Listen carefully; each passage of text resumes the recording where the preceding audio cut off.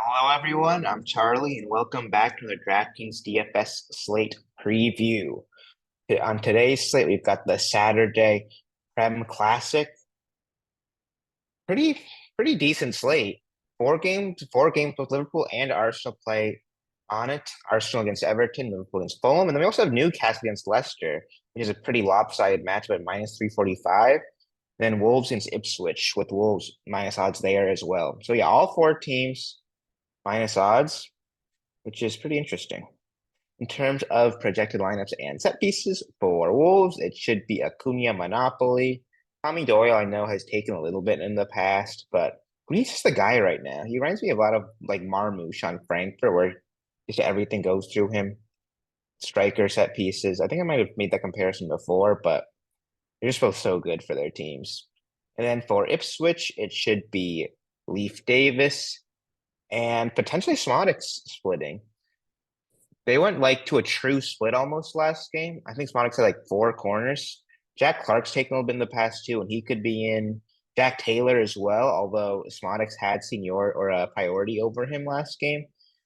But it seems like they've kind of gotten away from like the true Leaf Davis as like the main set piece guy, like more of a split now. Arsenal and Everton, Saka and Rice in swingers for on corners. Odegaard takes some free kicks as well. And they're kind of dialed into that kind of routine now. Pretty like they've been so successful from set pieces that why change? Like all three of those guys have done pretty well in those roles. Rice will take some free kicks as well. And then for Everton, it should be McNeil. And this team, probably McNeil Monopoly. If Lindstrom is in, it'd be a split there. And then for Liverpool, Fulham, Liverpool, McAllister's still suspended. He missed Champions League as well. And interestingly enough, it went back to like a true fullback split. It was just Alexander-Arnold and Robertson in swingers. It was really weird when McAllister was into the team. He'd have Monopoly sometimes. He'd split with Alexander-Arnold, even though they're both righties. I worried over midweek that Szoboszlai could end up doing the same thing. But if it's like this lineup, I think it will just be the fullback splitting. Although I'm a little scared to say it's a sure thing just because we've seen that they're not afraid to switch it up. And I could definitely see Szoboszlai having some role in set pieces for sure. But my best guess right now is just Alexander-Arnold and Robertson. For Fulham, it should be a Pereira Monopoly. If he doesn't start, which he has not been every game lately, will be Lukic, Newcastle, and Leicester. Newcastle kind of weird. Lewis Hall, Tonali, and Gordon all have had a share recently. Lewis Hall was the odd man out one game. It was like a Tonali and Gordon in swinger out swinger split, even though they're both right footed. Traditionally, it's usually been a Lewis Hall and Gordon straight split, but when Tonali is in there, things just get a little bit more complicated. I could see all three of them taking, frankly. Guimaraes, I know they scored off of a free kick a week or two ago. So there's that too. I just feel like it'll be some combo of Hall, Tonali, and Gordon. And then for Leicester, should be Buonanotte and El Canus split. Christensen ended up being the guy who split with El Canus last game because they were playing Brighton. That's Buonanotte's parent club. But he should be right back into the lineup. And I think he probably ends up back on sets. Although Van Nistelrooy is still fresh, he might just have made Christensen his new set piece splitter. Can't really know for sure just because he hasn't been there that long, but I think it will be Buonanotte and El Canus. Prices. There's a lot of really nice forwards on this slate. Saka, Salah, Ishak, Gordon, Cunha, all five of those guys I love. They're priced the most out of everyone for good reason. I think Salah and Ishak are the ones with minus goal odds, and Cunha and like Saka and Gordon are like at plus 100. So not a huge difference between them all. Salah, I think, was the most likely goal scorer on the slate, hence the price. If I was deciding who to go in cash, I definitely start with Saka. His floor is just so solid typically. Goal contribution, he ends up 20, 25 points and is on the best matchup. So I'm starting with Saka. And then I'm likely playing, I'm almost guaranteed playing at least one of these four in my second forward slot. Potentially, I try to go three if I could and cram like Salah in a midfield slot, but I just don't think it'll be doable. Although that could definitely be a route to go in GPP. You just have to punt a lot of other positions. But the guy I'm leaning towards right now is Cunha, just because he's the only monopoly of these three. He's also the cheapest. Gordon, I worry a little bit about his minutes lately, has not been a guaranteed 90 guy. Ishak probably is a guaranteed 90 guy. Same with Salah. But the worry there is that their floors are not the best. I'd happily go Salah if he was 9K instead of 11. It's a 2K gap almost between him and Cunha, 1,600 to be exact. And because of that, I'd rather just go Cunha, take the safe floor. He's guaranteed at least a 10 probably, and he's just that team's whole offense. And like if they score, it's probably through him. So that's my lean right now of like what two forwards to go. But I think you can really get away with any combo, especially in GPP builds. For cash, even I'd happily go Saka and any of these four, frankly.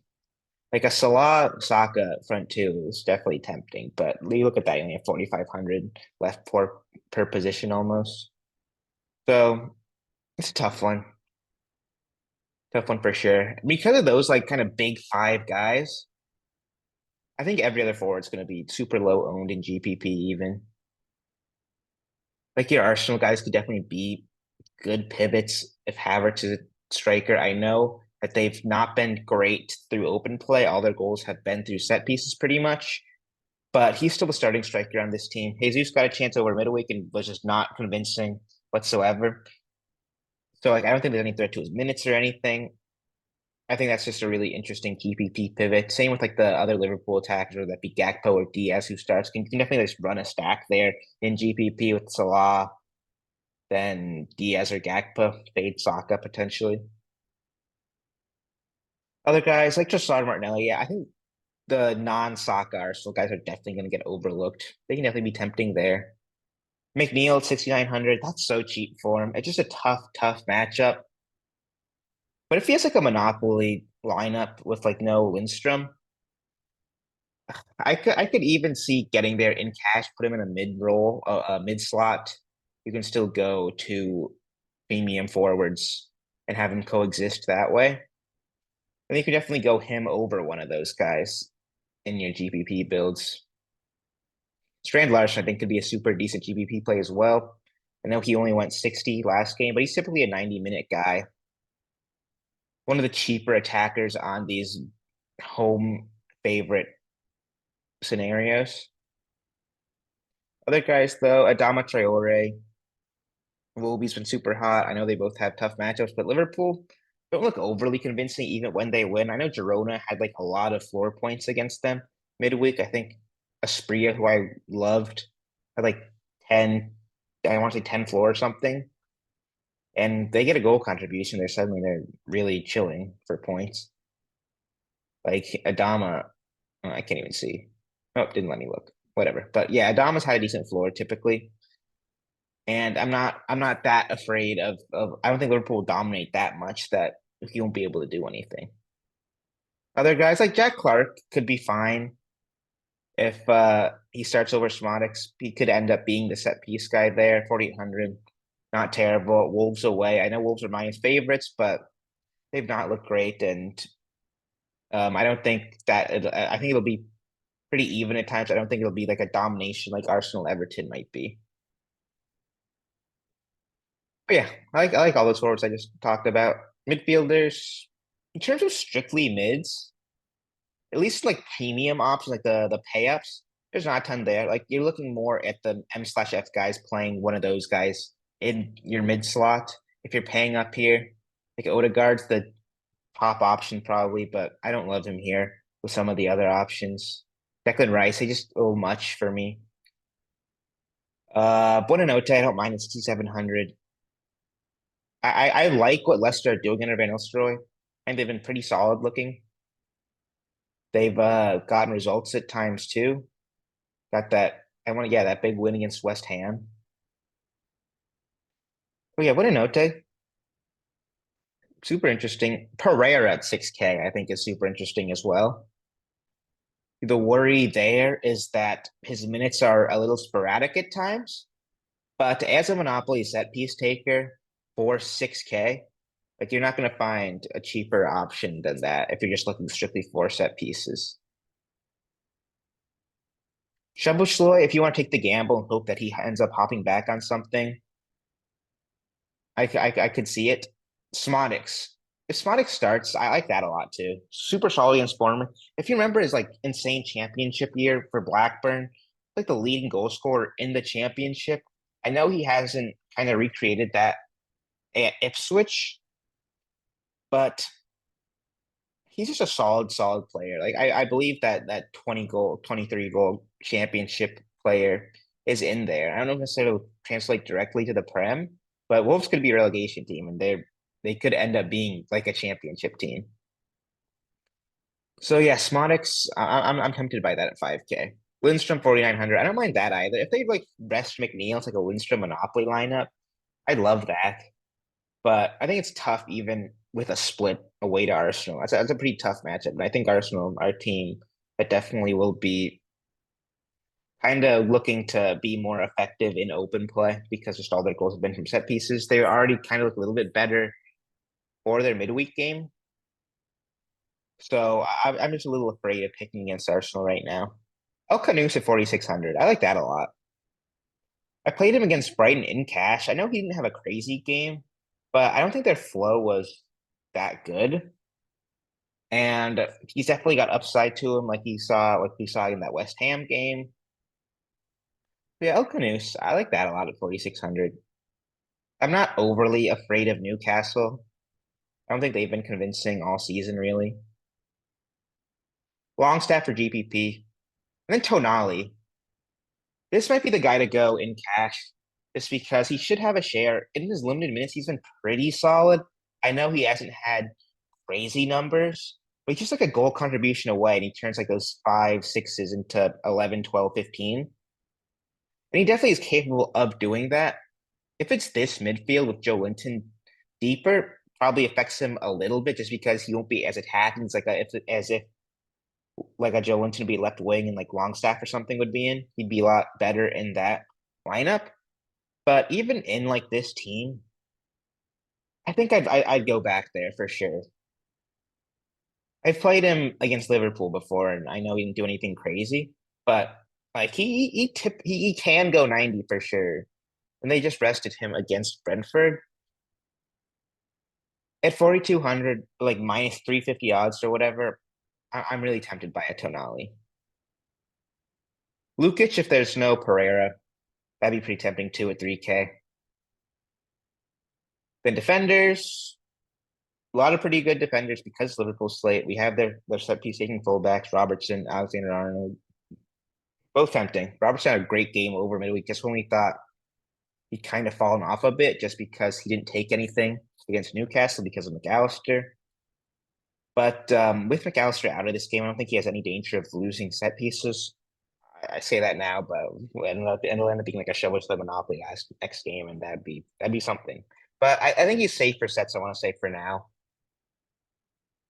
So yeah, him and Alexander Arnold both tempting as always. Lewis Hall for me, he's just a little much considering he doesn't have the same upside as those Liverpool fullbacks. He doesn't bomb up the field I've talked about before. Really, he's more of a sit back kind of guy. He'll cross from deep and take his corners. Like he's not gonna really get involved in the offense too much. Just one assist in 15 games this season. So I don't love Lewis Hall here. Eight Nori, he's just a little much for me as well, considering the set piece options. I'm talking for cash, by the way. All these guys you can definitely get to a GPP. Leaf Davis at 5,400. He's been weird. I think he's just pretty flow dependent on whether Ipswich are losing, which typically they do. But when they don't, like Bournemouth, when they scored early, 4.5 points.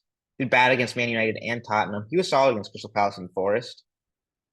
But I don't think you'd be that happy with an 8 or 9 here, considering you could have gone to an Alexander Arnold or Robertson, who probably are good for 12, 15, I want to say, just because I think they probably get a clean sheet. It's 3 points there. Set pieces, they definitely get a lot more than Ipswich do. And if it's like a true split, like it looks like it could be, I don't love Leaf Davis here. I think the only solace for him is you could say he's worth the 1,500 savings over a Trent Alexander-Arnold or Lewis Hall. And I think that's kind of the way you have to look at him there. You worry a little bit about the upside, but if you're those savings get you from like a 10-point attacker to like a 20-point guy, that'd be a worth switch. But yeah, like I said, I definitely prefer the Liverpool fullbacks over any of these other defenders up here. But then after them, it's probably punts. Guys, I'm looking at do definitely go like a Saliba or something because Arsenal have been so good on set pieces. Pair them with a Saka or Rice, even if you want to go that route. Hope for another goal off of a set piece like he got against Fulham and Man United, to be fair, twice in a row. 4K seems a little steep for me, but if he gets those 15 points, that'd definitely be worth off of a goal. Share, I love a lot. He takes some shooting free kicks at times. Set piece threat. 3,700, I don't think is bad for him. Um, Other guys, Craig Dawson. Like you're just looking for punt center backs, hoping for a goal off of a set piece here, or just like a clean sheet and somehow gets like five. Luke Thomas, if he starts 2,700, is super, super tempting. He's taken set pieces before as well. Bueno, I don't mind 2,600. That is so cheap. 20 same so 2,500 Toddy Gomez. Both tempting there. In terms of goalkeepers, crapshoot as usual. Play whoever fits. I've been just punting goalkeeper almost every slate lately just because there's a lot of attackers I like, and it's always worth prioritizing attackers over goalkeeper. Like there's so much variance. These cheap goalkeepers are I want to say just as likely to get there as the payups, but definitely can. Like even if your goalkeeper is like a six, gives up two goals, makes what's the math there? Six saves, five saves. Like you take that because the gap between the highest scoring goalkeeper or the most expensive goalkeeper and the cheapest goalkeeper is usually just not that much, just because you only can do so much even with a clean sheet win. They're not going to face a ton of shots typically.